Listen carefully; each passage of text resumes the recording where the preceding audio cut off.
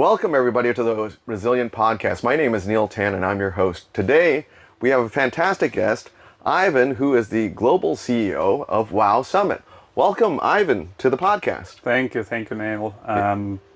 So I'm Ivan, global CEO at WOW Summit, which is World of Web3, and I'm also founding partner of Uvecon.vc, venture studio and consulting firm serving technology startups across the space and helping them with landing in Hong Kong and scaling in Southeast Asia. Yeah, that's awesome. Thank you so much for coming in. I know it's a super hectic time because, the summit is just around the corner. Yeah. So, maybe tell us a little bit more about WOW Summit. I mean, I've been to it before, but maybe some of the viewers get a little bit more flavor of what sort of topics are coming up inside of that. So. Yeah, absolutely. So WOW Summit is a global series of events focused on Web3 and mostly like on the transition from Web 2 to Web 3 and real life use cases of distributed ledger technology and blockchain.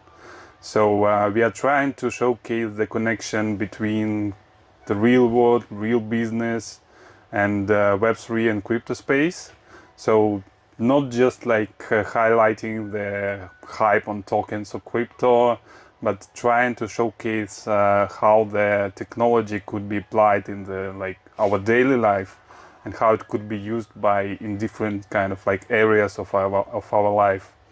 Right. So different types of use cases, not just pure play, let's say in financial services, just across the board, right? Yeah, absolutely. And in example this year, so we are always trying to showcase something different from other crypto events because many crypto events, they are just very similar. So it's just like the conference and the exhibition, and that's it. And like the topics and the speakers are quite similar to each other.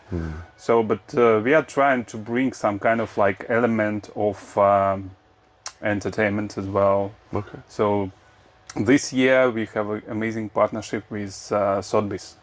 Okay. So Sotheby's, and this partnership took 10 months of negotiations. wow. Oh my so goodness. because as you know, Sotheby's is the oldest auction house in the world. So it has 275 years of history. So established in London, like back in 17th century, something like this. And you can guess how conservative this company and Sure. how careful are they like treating their brand. Of course. So and like of course they were following the WOW Summit because this summit will be the sixth one. So they were following, they were like looking at, they were watching the videos from WOW Summit. They were asking like the community about like what they're thinking about WOW Summit. So and only right now, so we come to this partnership, and so they will be showcasing quite famous French artists. Okay. For like generative AI art. Right. So we will have the entire digital art zone with huge LED walls showcasing this kind of like art by Sotheby's. Wow, that's amazing. Curated by Sotheby's. Right. Very cool. So it's very different. It's more showing the arts and culture side of Hong Kong, or at least inside of Sotheby's environment, right? Yes, absolutely. And next week it's also Art Basel happening. So the Art Week in Hong Kong. So many events in the art space as well. So all the people from the art world will be here in Hong Kong as well. So we hope so that visitors of Art Basel will be also at WOW Summit. Sure. So that's an interesting crossover. Yeah, it's interesting crossover. So right. Kind of like mixing Web3 and crypto and like blockchain. Right. With art, with traditional art, showcasing the transition from traditional art to digital art. Right. Yeah. Very cool. Yeah, I mean, I think there's a lot of different topics that are inside of the WOW Summit this year. And, as far as the agenda is concerned, I guess there's a pretty big focus in terms of like tokenization and things like that. Maybe you can share a little bit about what sort of topics might be covered inside of it. Yeah, absolutely, absolutely. So of course, tokenization and real-world assets is one of the key topics of the event, and I think it's kind of the narrative of 2024, Right. 2025, and right now we see. I believe we see the next bull market beginning. Yes. So of course, like tokenization, of course, Bitcoin level 2. Um, of course, CBDCs, so regulations in Hong Kong and also like across the globe. So we will have a delegation from Middle East. Okay. So we have speaker, CEO of RAGDAO, Okay. which is kind of like the Yep. government organization and regulator in United Arab Emirates. So yeah, it's interesting also to showcase the regulations in different countries. Right. What's happening in Hong Kong right now? How market is feeling here? Market Mm. participants for digital assets, for virtual asset space. So new upcoming regulations for stable coins. So also in perspective of the existing stablecoin issuers like Tether and Circle, Right. as well as local stablecoin issuers like First Digital, like RD Technologies. Right. So I think it's very interesting topics and what will be the next in the space. Right. Yeah, I mean, I guess, where do you see, I mean, of course, you're very close to it in terms of like all the different speakers and so forth. I mean, where do you see the stablecoin area going or developing inside of Hong Kong in that sense? Yeah, we will see like which kind of regulations will be given by HKMA here, Mm. like to stablecoin issuers. Hopefully, and I think this is kind of like the dream of the community when stablecoins are recognized as a like payment currency or whatever, and then we can pay for the coffee or for the dinner Right. in some restaurant Right. by stable coins. So I think this could be the next level of the market, Right. actually. And then, so, we were kind of a little bit talking about this, what sort of questions will the WOW Summit speakers be answering or sharing some expert opinion on? Yeah, of course. So like we have several tracks. Of course, regulations. Right. Of course, their opinion on like regulatory framework and what will be happening next. Maybe some insights. So we actually have also government representatives speaking at the Mm. event. So Joseph Chan will be speaking. So Under Secretary for Finance and Treasury Services. Um, so yeah, and also like in terms of tracks at the event, so we have a regulatory track, we have fintech, so any kind of like applications in terms of Mm. payments, transfers, Right. exchanges as well, so wallets, Right. everything related to like payments and transfers. So we have also gaming and art and entertainment track. So Right. we have Yatsu from Animoca speaking again. So he's Sure. actually the speaker of the last three WoW summits. Wow. So last year in Hong Kong, then in Dubai in Mm. October, and he is again speaking. And so as well as Animoca, they are always supporting WoW Summit Right. and in different ways. So also promoting to the community, to their portfolio startups, dedicating top level speakers for us. Sure. So it's really great to see. Right. Yeah. And then on the topic of real world assets, RWAs, I mean, what sort of areas are you going to be covering, or the speakers will be covering as far as that's concerned? Yeah. So for sure, kind of like the tokenization of real estate. I Sure. think Okay. this is one of the hottest topic. So tokenization of securities. Right. Tokenization of art. So Artwork is going to be big. yes, Okay. yeah. So yeah, this is kind of. That's great. I think these are the, like the most hottest topics Right. for the tokenization, and of course we will have because of like recent approval of Bitcoin ETF, so we will have like tracks focused on this kind of things. Right. So we will have the representative of Galaxy Digital. We will have the representative of Fidelity. So Right. yeah. All across the board. And So. we will have the representative of HSBC. So Right. So yeah, you basically got all the TradFi folks and then all the crypto folks as absolutely, well inside of the space yeah, yeah. having an event, and they're getting much more active, right? I mean, all the TradFi guys are starting to create custodial solutions and also go into stable coins, go into tokenization, all these different areas. So it's good to bring these people or this ecosystem together, right? I guess that's kind of the point of the WOW Summit, right? Yeah. Absolutely. I think and institutional adoption is also one of the most important points for this year. So the acceptance of virtual asset, the acceptance of like ETF, and, yeah. Right. Cool.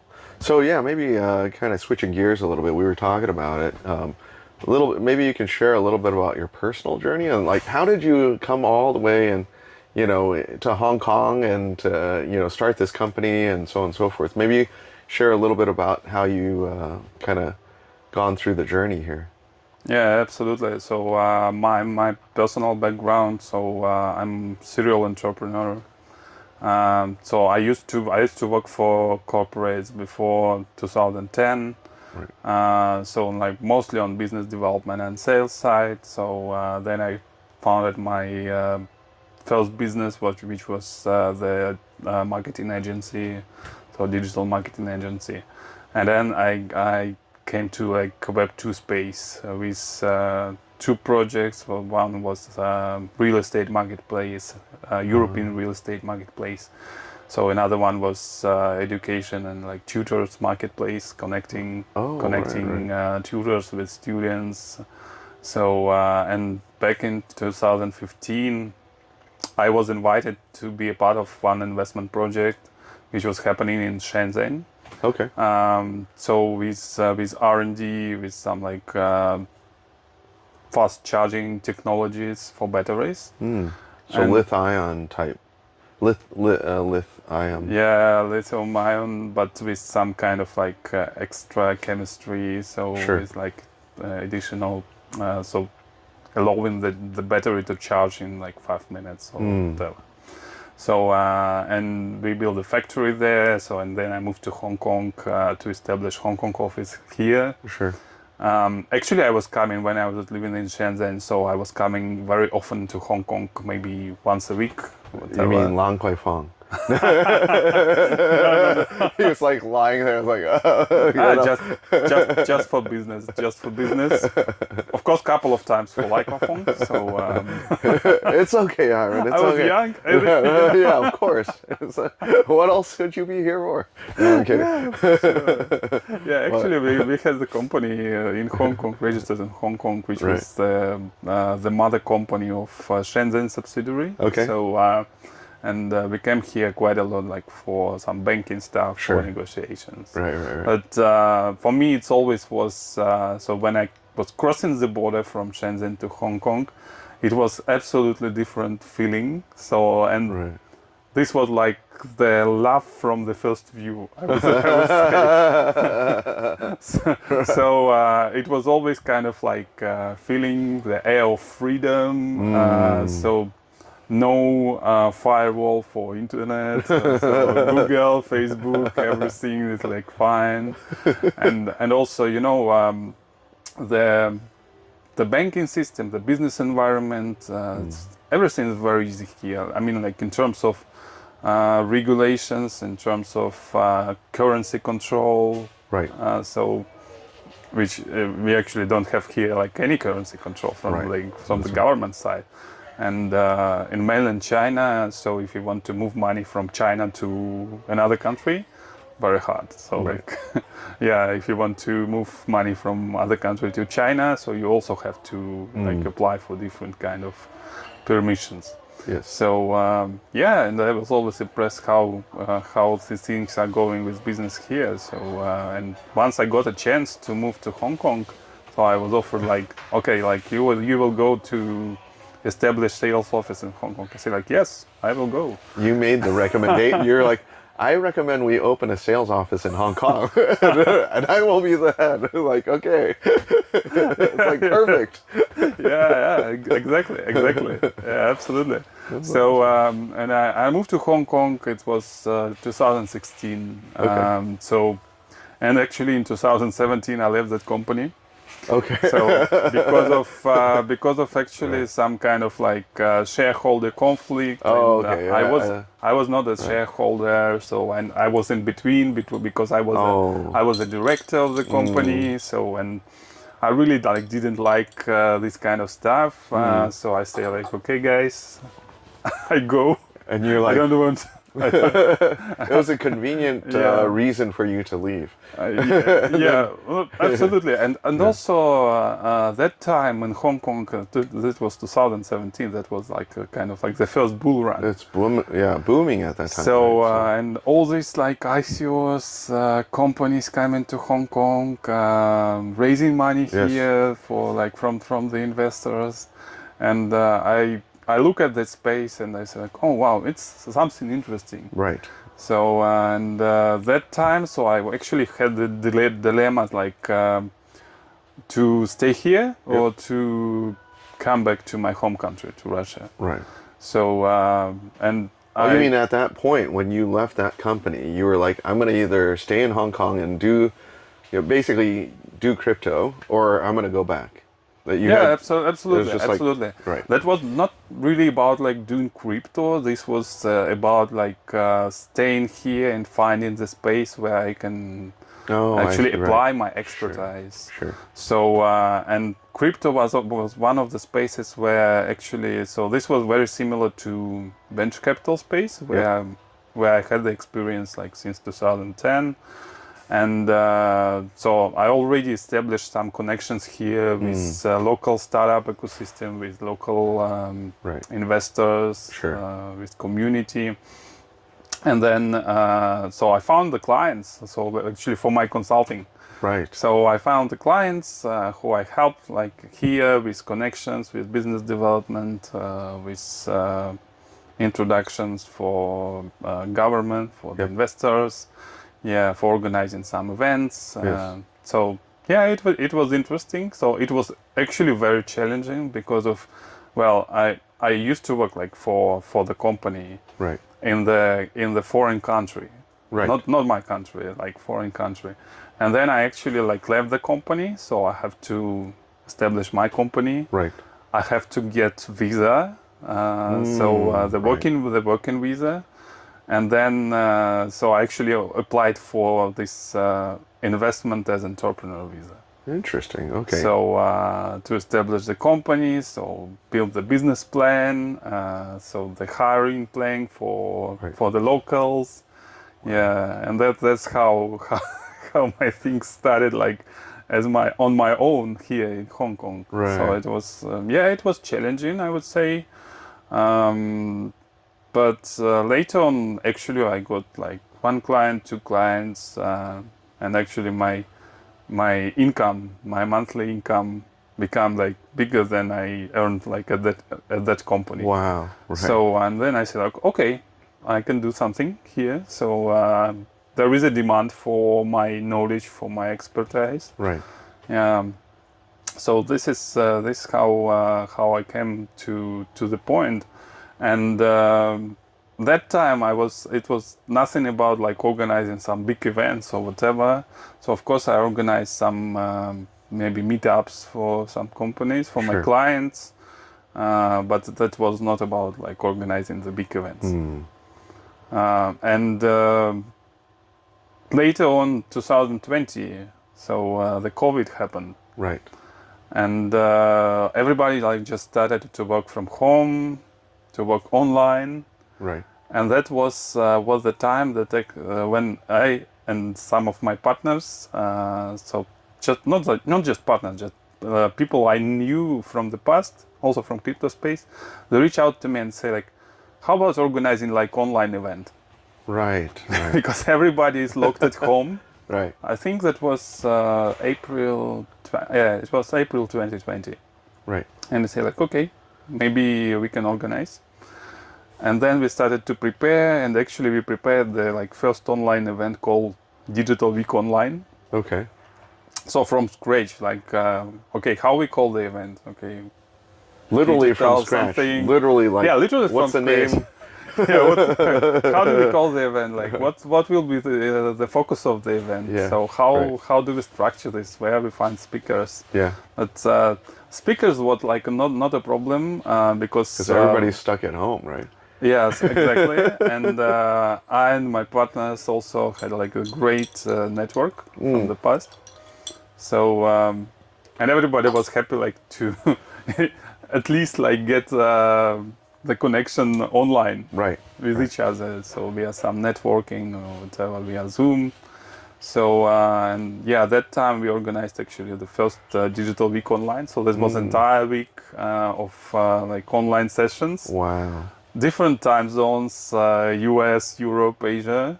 Right. So different topics from crypto to AI to deep tech. Yes. So not only focused like on Web3 or crypto, but also on other technologies. Right. And we actually got quite nice sponsors, speakers, and we say like, okay, maybe we can do this again. So we organized the second one in October 2021. And then in March 2020, in March 2022, I think something like Right. that. So basically 2 years in a row then. Yeah, yeah, Wow. 2 years in a row, and then everything is like was reopened Right. Right. again. But you had pretty good turnout anyways, right? I mean, it was so many people were stuck at home. They just like, Yes, yes, that was a good experience, yeah. Right. and I would say it helped a lot for myself when I was reached by original founders of Wow Summit.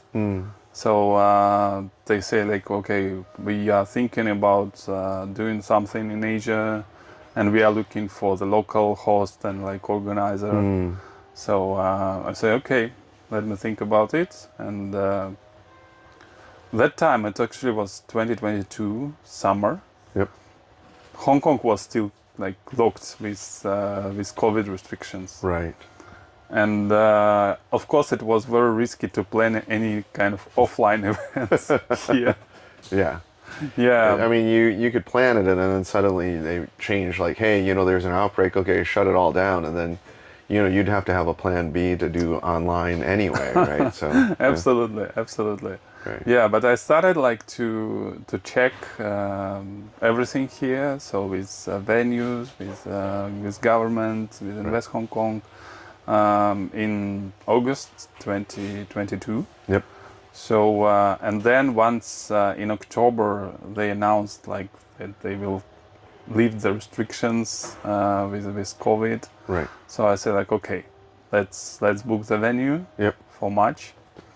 And actually, so I think it was very very good for us because Wow Summit Hong Kong was the first large scale event after Hong Kong reopening here. Right.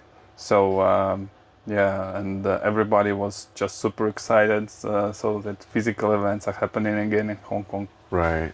So that's a positive move. I mean, it's also very cool that you were able to continue the events and then also brand build, right? Because during that time, most people are just, all right, well, if there's no events, I can't do anything, so they just kind of shut down. But then you moved the show online and you were to continue to build a brand. And then subsequently, then Wow Summit, the original founder, called you then. So it kind of, because you're able to go through it and show the resilience to go through Yes, it, exactly. that's where you Exactly. became, you got this, the success of Wow Summit, right? So Yes, I think so. I think so. And I have to be resilient because otherwise, yeah, yeah. And we have to adopt for the environment. If there is no chance to make the offline event, then we need to make online event. Yeah. right, So right, if there is a chance to make the offline event, then we need to make offline event. And right. it's all about like following situation and Yeah. the environment. Right. Yeah. Just adapt to the situation and then just, basically make it happen one way or another, right? So, Yes, I think it's also like when one of the best points for startups. They need to adapt for different kind of situations. that's right. So they need to turn, they need to move. So this is, and I would say like Wow Summit is still also a startup itself. Right. Because what we are trying to do, we are trying not just organize the event or conference or exhibition. So we are trying to build a platform for communication. So we are trying to build a community, Right. not only in Hong Kong but also across the globe. I would say we are trying to build some kind of also startup program. With not only, so we have the startup competition as a part of every Wow Summit. Sure. And we have investors who are coming, so who are like onboarding on our platform, who are like judging startups during the startup competition. And then later on, for winners of the startup competition, or for startups who want to work with us later on. Right. So we also providing some kind of incubation acceleration services. I see. I see. So this And is that's all under Wow Summit, or is that like a separate segment, or? so this is under Wow Summit, but we have several partners. So an example, so with my company, with Uvecon, with Venture Studio and consulting. So we are focused on like Hong Kong and Southeast Asia, but we also have a very strong partner in Swiss. So Oh, Switzerland. Okay. Yeah. yeah. So which is focused, licensed and focused on European market and I see. Switzerland. So we are trying to provide as more expertise as possible. Sure. Right. Yeah. I mean, it doesn't. I guess Southeast Asia or Hong Kong / Southeast Asia is the area that you play, and then you find different partners in different spaces, right? Yeah. To try to offer. Right. Okay. And then, so, actually kind of pulling back is like, what was like kind of the trigger event for you to kind of go and do an entrepreneurial journey instead of doing the corporate? Because you were quite successful in the corporate side as well, right? So. Yeah, I would say so. First time, it was in 2010. I was working for some company, for American company, but also so one of my former colleagues, so he was like the marketing guy, so he asked me to help with some stuff. I mean, like, and I also found some clients for him, and he said like, okay, so maybe we can work together on that side. Right. So, and then I said like, okay, let's try. And we built quite successful like marketing agency business. In 2010 already. Right? Yeah, 2010. Right. And later on, so also together with that guy, so we founded this real estate marketplace for European real estate. And then I sold my shares to him and founded like another one with education marketplace for tutors. Also with him, So or different? no, separately. just alone, Yeah. just alone. And I found investor. I found like the partner Right. for that project. Yeah, and actually, so that's what's happening. But also at the same time, it was not just like the sole entrepreneurial journey Yes. during these years. Yep. Sometimes I was also working for some companies. In between. I had my own business, but Right. I was also like serving like. So another you were company. doing the gig economy before it was cool. Exactly. Yeah, you were doing a lot of gigs. Yeah. But that's a way that, I mean, you would recommend that for anybody that's starting off in the entrepreneurial journey, is to kind of have a regular job and do the gig at the same time, right? I would say yes. I would say yes, because this could also protect the income. Right. So because startups, well, before doing the successful startups, Right. you have to fail many times. Many times before it happens, right? Yes, exactly, exactly. And you need to learn. You need to like lose money before you will Yeah. be like earning money. So, Right, right. so and also I think for working in the corporate world, like it's also when you are interacting with colleagues, with the team, this is kind of like you're following some rules which are like setting by some guys like in the company, by founders or by the board of directors or Right. whatever. So you have the rules you have to follow. When you are doing your own business, you have to set up the rules yourself first, and then you have to control that like all your team members and all your employees, Yes. so they are following these rules. Right. And I think this part is one of the most challenging for like all the founders, all the teams, especially when the company is starting to grow. Right.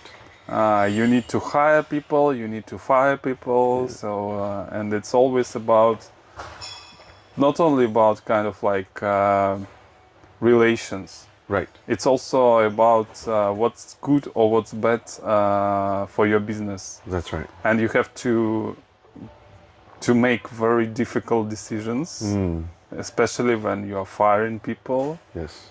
especially like when, of course, all of them they have families, all of them they have like some loans or whatever, but you have to do that. Otherwise, otherwise the business will fail or whatever. So Sure. yeah. Right. And what sort of key learnings, I guess you're talking about team management and so forth, is like, what are sort of key learnings from your entrepreneurial period that you could share to other potential entrepreneurs on the line? Yeah, first of all, if you're talking about the founding team, Yes. so it's very important to find the right partner. Sure. Right. So, and it's also very important to build the relations and the rules within the founding team Yep. from the beginning. Right. And What kind of rules are you like? it's always good, even if the founders are friends Yeah. or whatever. It's always good to write down everything on the paper. I Sure. mean the agreement of who is doing what, Yeah. who is responsible for what, and who is finally answering like for any kind of like laws or anything like Right. so because when it's kind of like when it's nice and sexy and when it's business growing or when it's like money are coming from investors, it's everything like everything is good, everyone is happy. Right. But when the problems are coming like into the company and for the relations of the founders, then it's like getting to the nightmare because Sure. founders starting struggling with each other, so arguing, struggling, yeah, It's normal. It's very normal. Right. it's very normal, yeah. And I would say if you have everything written like on the paper, so then everybody can just like show, look, we agreed for this. Right. Right. But Right. if nothing is written, then Right. it's getting like very very bad. I saw quite many startups, and I was also like founder of some startups where the conflict between shareholders, they just were the reason for the company fail. Right. Right. And I saw the companies even with like unicorns, with billion valuation. Unicorns. Wow. Not my company, but I was Sure. I knew the founders quite well, and because of the shareholder conflict, they actually was going for IPO, but later on the shareholder conflict happened, and the company went to bankruptcy. My goodness. It was a Yeah. unicorn. Yeah, it was like Good a Lord. billion-dollar company. Wow. Are you? Yeah. So your first founder, are you still talking to him or no? Your first partner, your first co-founder, are you still talking to him? Are I'm you still still in touch with him, or I'm still in touch. yeah? So You don't call that's him every fine. day anymore, right? You No, know? not every day, but But we yeah, like congratulate each other like yeah. with a birthday or whatever. Yeah, So yeah. That's good though. I mean, still on a positive note, right? I mean, it's not like it kind of fractured. yes, Oftentimes that's that's where fine. it goes. I That's mean, fine. if sometimes these kind of founders or co-founders, they kind of go so far away that they don't, True, true. No, right? I'm always trying to keep good relations, Yes. no matter like what happened. But I'm trying to keep the good relations with people Right. I Right. used to work with. Yeah, so I think this is very important for the future, Right. and you never know where and when you meet the same person.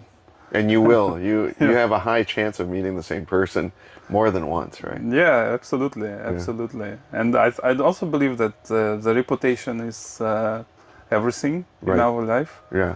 So, and if you do something wrong, do something bad, or like with your partners, then it can appear sometime. Yes. Reappear Yeah. out of nowhere and hit you in the head. What about the different pivots? Because you've actually gone, from a lot of different business, from like digital marketing, doing real estate, to education, and then subsequently to this. A Yeah, lot to of you. Web3 space as Yeah, you well. did a lot of different things in your life already, Yeah, right? So, absolutely, and absolutely. so, what about those? I mean, how did you make those kind of judgment calls or decisions? Like, was it like that new shiny new area or that new sexy new area that you were like attracted to, or how did you make those types of decisions in your career?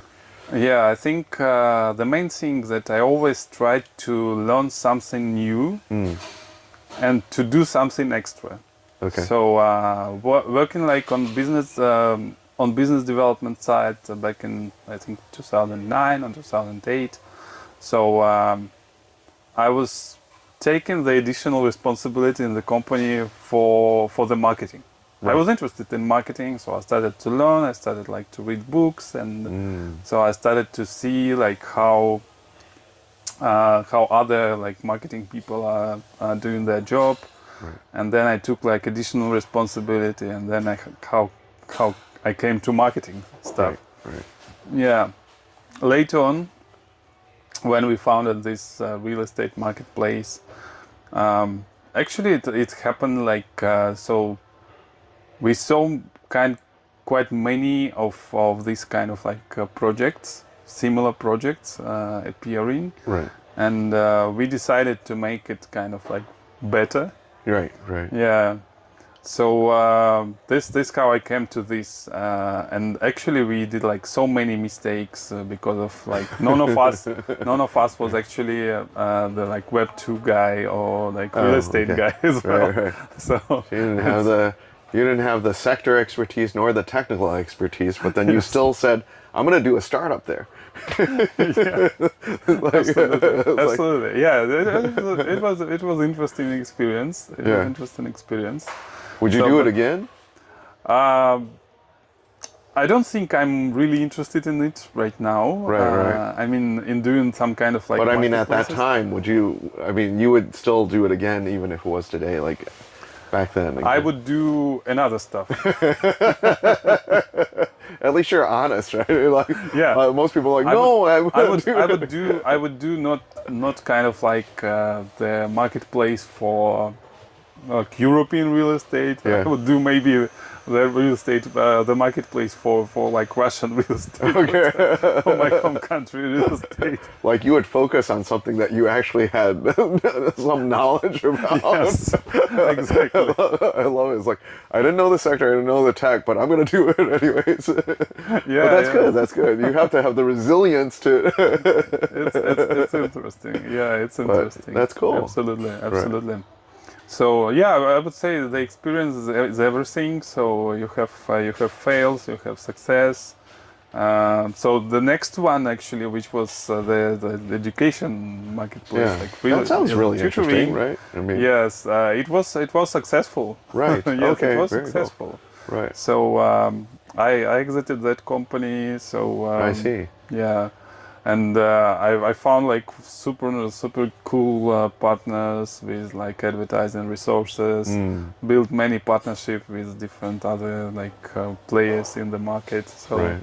it was interesting journey. Right. Right. And Yeah. you do that again, obviously, because it was successful. You had a good exit and everything like that. So Yeah. cool.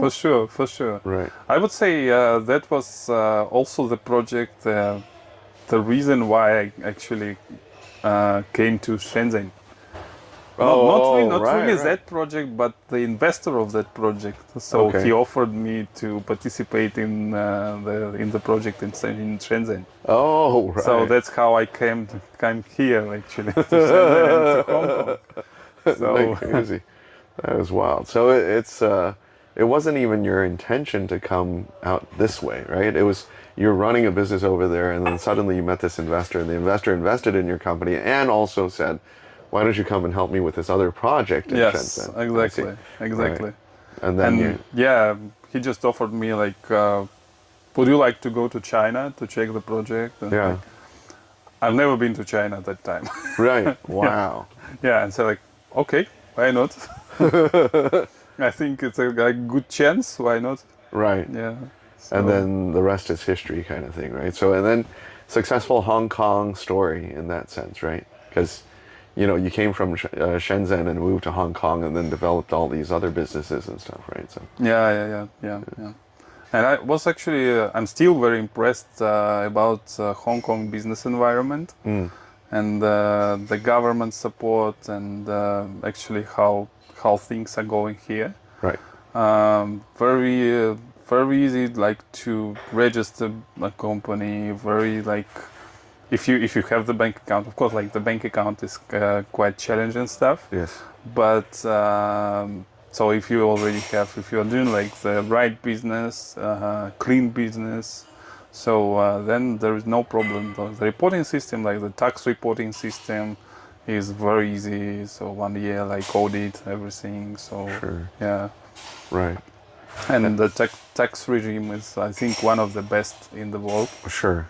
And if you're talking about the government and the support, so I'm super excited like how Invest Hong Kong, an example, doing. Right. So they're trying to support, they're trying like to connect you with different kind of stakeholders, and it's quite rare, I would say.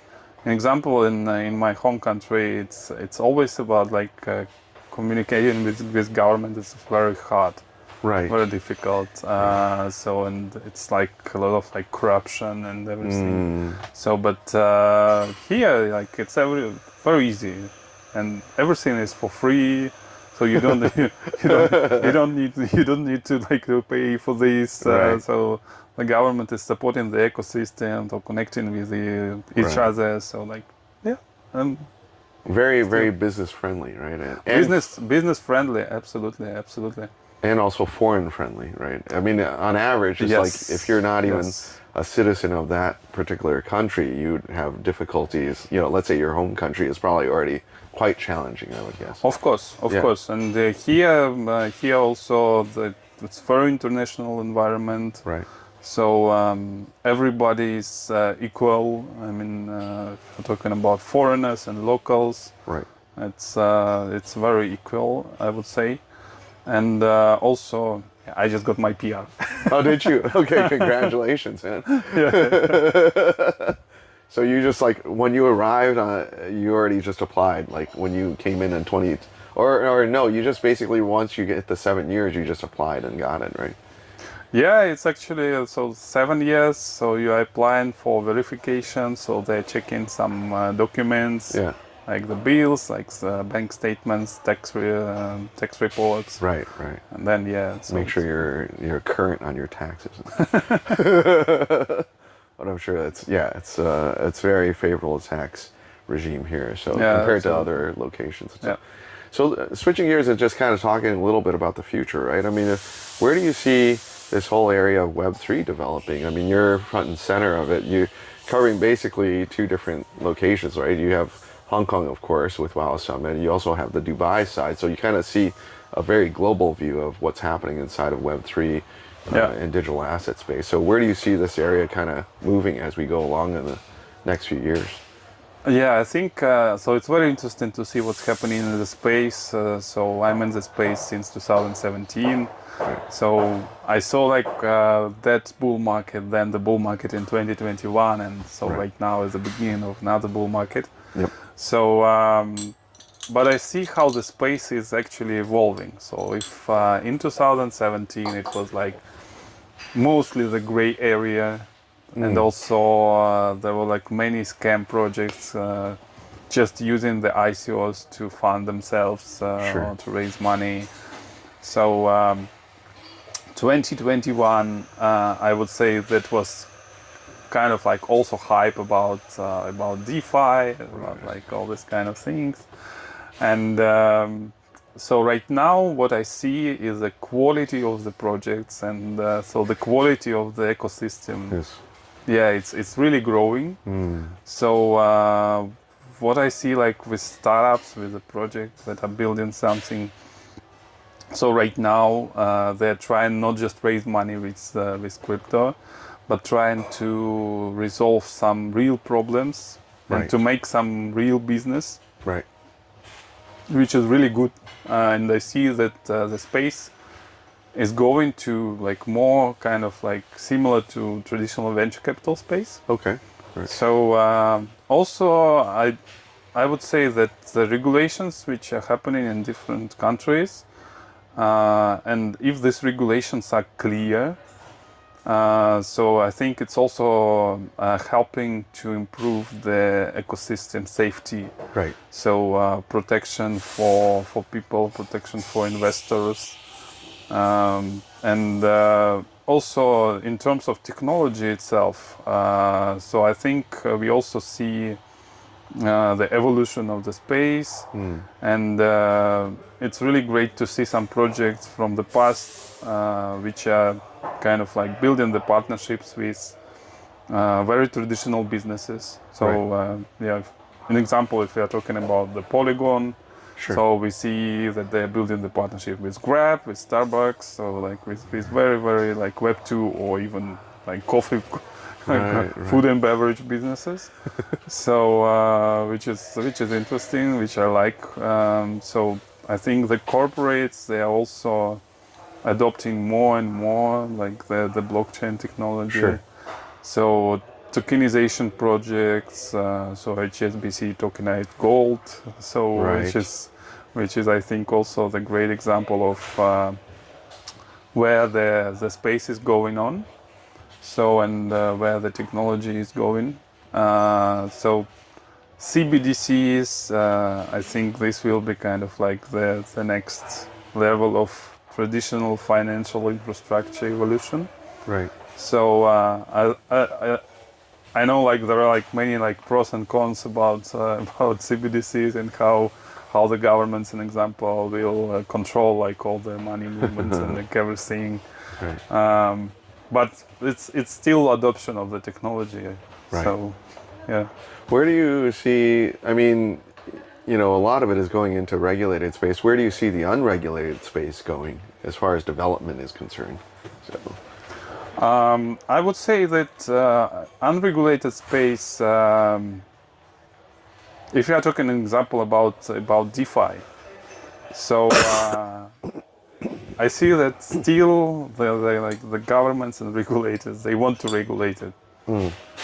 I think it's very very hard, honestly speaking. right. Yeah, but still I think the space will be going and the regulators will go after like the founders. Right. Because at least like every project, every DeFi project have someone who created this. Right. Yeah. Right. So like we see from like Tornado Cash. Yeah. Yeah. Yeah. So they found someone like who just like wrote the code. So you think that there's going to be even more regulation inside of this space, or there? I think so. Right. I So think so. there's never. I mean, eventually everything will be regulated. Is kind of the direction that you see kind of going forward, right? I think so. Especially if you are talking about the finance, about Right. CeFi or DeFi, doesn't matter. Right. Always, I think, regulators, they will try to regulate, Sure. at least. Right. Right. Yeah. So if we are talking about other areas rather than finance, I would say I think the technology will be adopted in many spaces, including the applications, including social media, including like any kind of applications for so-called Web3.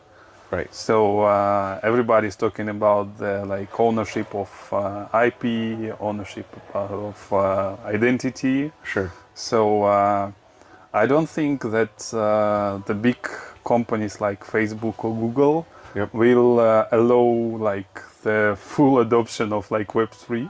Right. So I think there we will see some kind of Web 2.5 or something like this, with some elements of Web3 adoption. Right. Yeah, but I think it's also the next level of the market, the next level of the internet, Right. and I think we will see quite many interesting projects happening in the space in terms of like cloud computing. Right.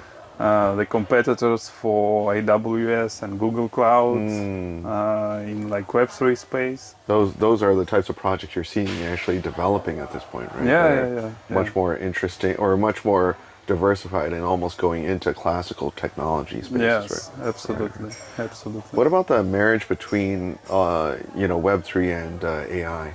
I mean, arguably it's kind of like embedded inside of Web3, but then do you see a specific crossover between Web3 and AI?